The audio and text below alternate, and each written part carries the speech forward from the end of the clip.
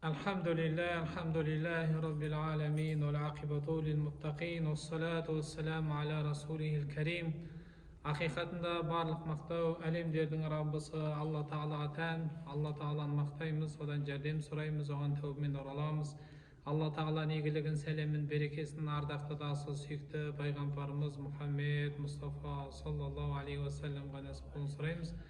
Құрметті достар, құрметті жақсылар, құрметті ағалар, құрметті көкелер, інілер, бауырлар, осы мешітімізге әр уақытта келіп намазын оқып, сәждесін жасап, Алла Тағала деген құлшылық ғибадаттарын жасап жүрген жамағаттарымыз, Алла Тағала баршаларыңыздан риза болсын. Алла Тағала бастарыңызға амандық, дендеріңізге саулық берсін, жақсылықтан жақсылыққа, үлкен қуанышқа, тойға жеткізсін Алла Тағала. Иншалла келін түсіріп, қыз ұзатып деген сияқты жақсы қуанышты күндерге, сәттерге Алла Тағала жеткізе берсін. Өмірдің бір қызықтарының бір қызығы ол. Сондықтан иншалла біз сіздерге әр уақытта жақсылықта, үлкен жетістікте, қуанышта сіздерге әр уақытта тілектеспіз. Иншалла көңілдеріңіз қайғырмасын, көңілдеріңіз түспесін, әр уақытта қуанышты болып жүріңіздер иншалла. Өйткені мұсылман адам әр уақытта қуанышты болу керек, қуанышты болып жүруге лайықты. Мұсылман адам еш уақытта қайғырмайды. Мұсылман адам еш уақытта көңілсіз болып жүруге мүмкін емес, олай жүру. Мұсылман адам әр уақытта хош болып, шат болып, көңілі көтеріңкі, сондай бір керемет қуанышта, көңіл күйде өмір сүретін адам. Мұсылман адам қандай адам десе, мұсылман адам сондай адам. Әр уақытта енді шамамыздың келгенше жымиып жүруге тырысу керек екен. Сүннет бойынша пайғамбарымыз алейхиссалату вассалам бір хадисінде бір неде келеді, бір сахабасы айтқан: мен мұсылман болғаннан бері дейді, сахабасы айтады, пайғамбарымыз алейхиссалату вассаламды мен пайғамбардың алдына келіп мұсылман болдым дейді, ашһаду ла иляха иллаллах, ашһаду анна мұхаммадан расулуллах деп калимамды айтып мұсылман болдым. Сол қанша 10 жылдан уақыт өтіп кетті, сол 10 жылдан бері пайғамбарымыз тек қай уақытта, қай жерде, қандай жағдайда көрсем болды, тек күліп жүргенін, қуанып, мәз болып, шат болып, жымиып жүргенін ғана көріп деген екен. Міне нағыз сүннет пайғамбарымыздың, нағыз исламның көрінісі, мұсылманның бейнесі осылай болу керек. Міне көрдіңіз ба? Өйткені сіз тура жоқ, енді мүмкін белгілі бір дүниелік бір мұқтаждықтарыңыз, бір семьяда кішігірім бір кішкентай бір нелер болуы мүмкін ғой, енді сынақ болғасын. Бірақ мұсылман адамда тура жол бар. Мұсылман адамда қасиетті Құран бар. Қасиетті Құран бар. Мұсылман адамда, мен бүгінгі уағызымның тақырыбы осы қасиетті Құранды жаттау, Құранды оқуға байланысты арнайы соған тоқталайын деп жатырмын.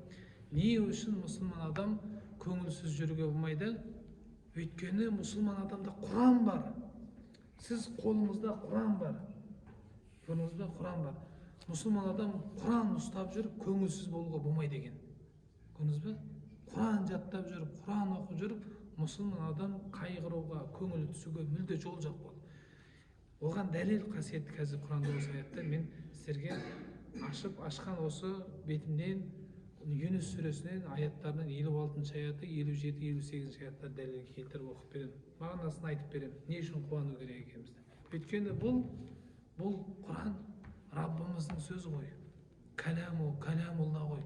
Мен бір нені айтып берейміз. Нені? Болған оқиға екен, бір тарғиб дейді ғой, мотивация дейді орысша, қазақша шабыттандыру дейді. Құран нағызымның тақырыбы Құран жаттау. Құран жаттамай жүрген кісілерге Құран жаттатуға талпындыру, мотивация беру, ал Құран жаттап жүргендерді одан арман шабыттандыру. Осы екі тақырып. Құран жаттамай жүрген мұсылман намазхан кісілер бар ғой, Құран жаттаймын дейді, әлі жаттаған жоқ, әлі сол жаттау керек, оразаға келеді, бірақ кішкене ашады, сосын қайта жабылып қалады, жаттай алмай жүрді. Сол кісілерге бір мотивация. Сосын Құран жаттап жүрген қарилар бар ғой, өзімізде Аллаға шүкір, біздің мешітте Аллаға шүкір деп айтып қояйық. Алхамдулиллахи Раббил аламин, бифазлихи ва биниъматихи, Алланың нығметімен, кеңшілігімен бізде алхамдулилла, Алланың берген нығметі. Мешітте Құран жатталып жатыр, алхамдулилла. Шәкірттеріміз Құран оқып жатыр. Алланың берген нығметі, ешкіммен байланыстырмаймыз. Бұл осы мешітке сіздерге берген Алланың нығметі. Иншалла жақсылығын көресіздер сіздер. Осы дүниеде де ақиретте көресіздер ол. Шафағаты болады ол, міндетті түрде. бір нені болған оқиғаны айтып берейін. Бір ғалым кісі айтып жатыр, ұстазымыз.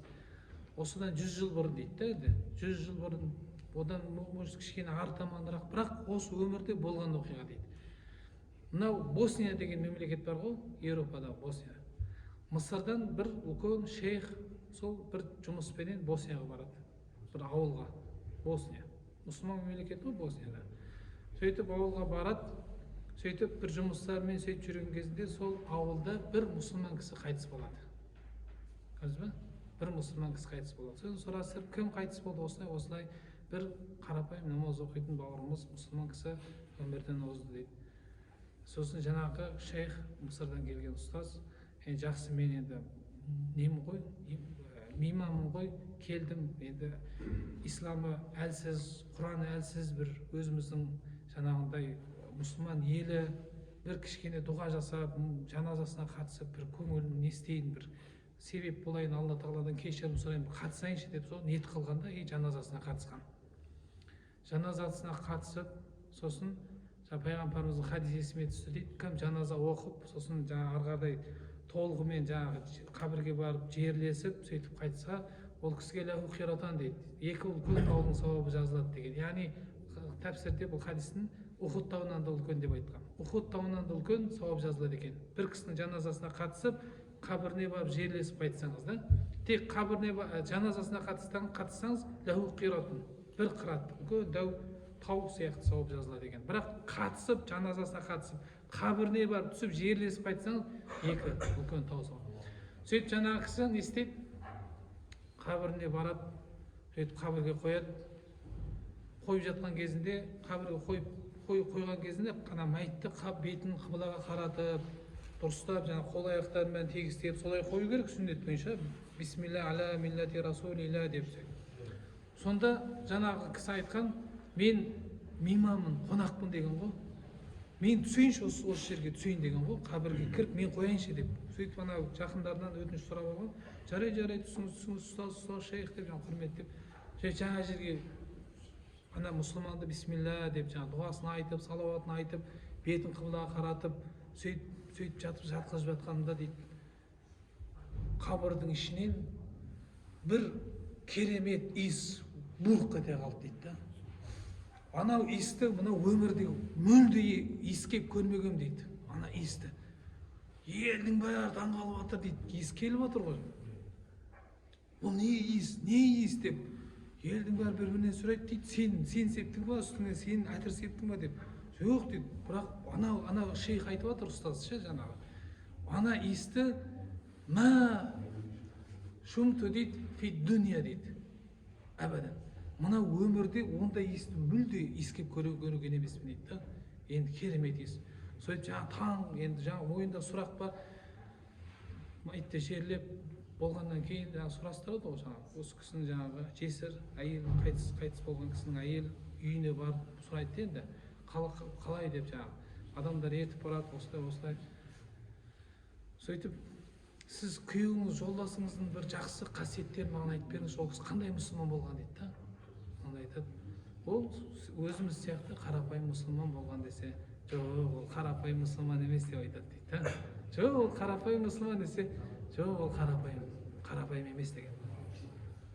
Ол намаз оқиды, оразасын ұстайды. Бұл 5 уақыт намазын ұстайды, оқиды, оразасын ұстайды, семьяда сол жаңағы мейірімді адамдармен жақсы мәміледе бол. Одан үлкен амал жоқ дейді енді. Сөйтіп, ұстаз қоймай сұрайды да, айтыңызшы маған, қандай жақсы қасиеті бар деп.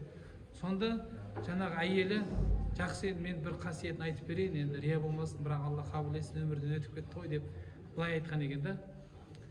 Біздің ауылда бір мұсхаф бар екен, Құран, мұсхаф, бір мұсхаф.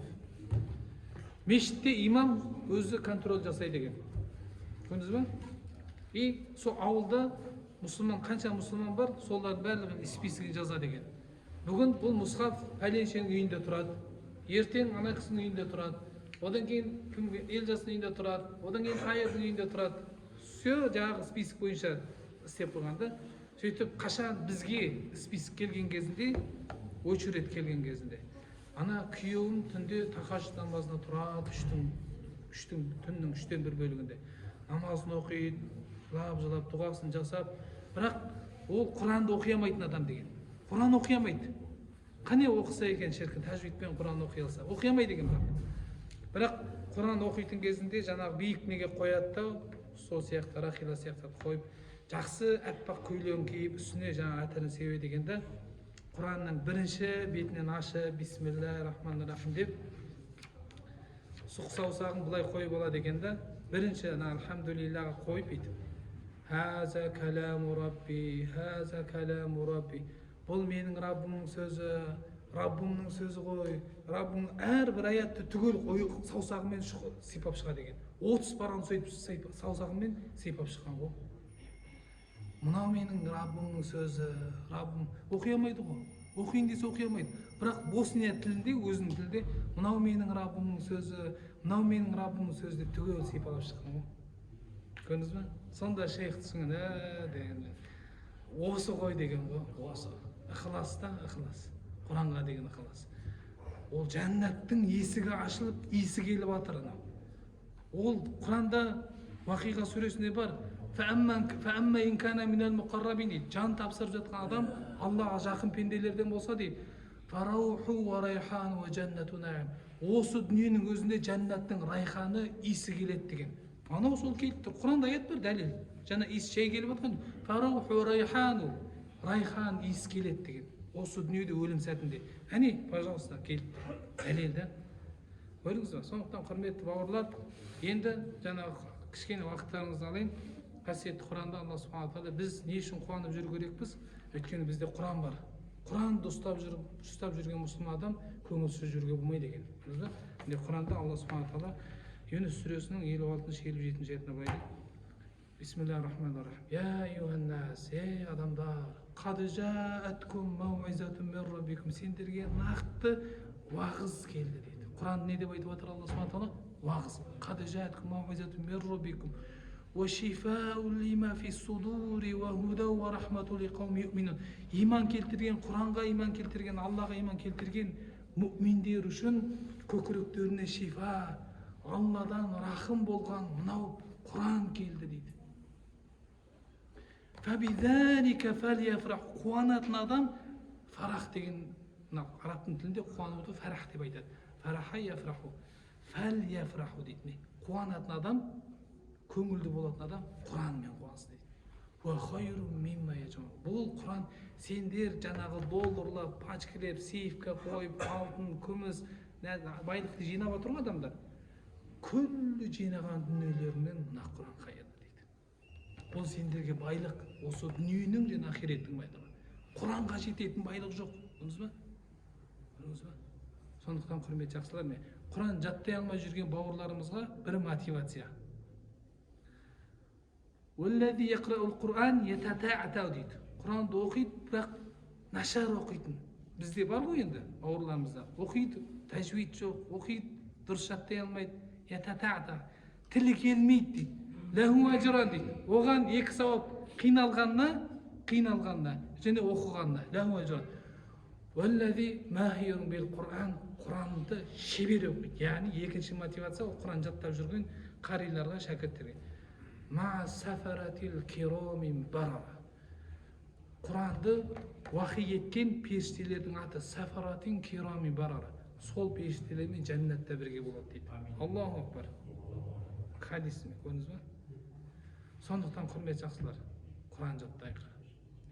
Құран жаттамай жүрген кісілер болса, ләху ажран. Қиналғаныңызға бір сауап, оқығаныңызға және екі сауап аласыз. Ол екі сауап деген, ол екі сауап кім ойда менсінбей қалып жүрмеңіз.